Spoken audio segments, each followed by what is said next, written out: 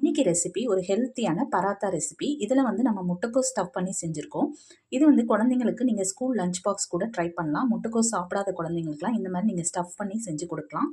வாங்க எப்படி செய்கிறதுன்னு பார்க்கலாம். அப்படியே நம்ம சேனலை சப்ஸ்கிரைப் பண்ணுங்கள். 2 டேபிள் ஸ்பூன் எண்ணெய் ஊற்றிருக்கேன். இஞ்சி பூண்டு விழுது 1/2 டீஸ்பூன், பெருங்காயம், பச்சை மிளகாய் 2, ஜீரகம் 1 டீஸ்பூன் அது சேர்த்துக்கலாம். எல்லாம் பொடியாக கட் பண்ணது. பெரிய வெங்காயம் 2 பொடியாக கட் பண்ணது அதையும் சேர்த்துக்கலாம்.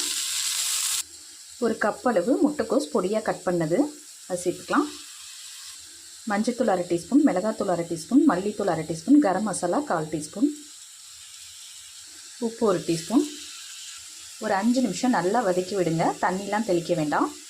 பச்சை வாசனை போகிற அளவுக்கு நல்லா வதக்கிடுங்க. இது இருக்கட்டும். இங்கே வந்து கோதுமை மாவு பிசைஞ்சு வச்சுருக்கேன். நார்மலாக நம்ம சப்பாத்தி தேய்க்கிறாப்புல தேய்ச்சி எடுத்துக்கலாம்.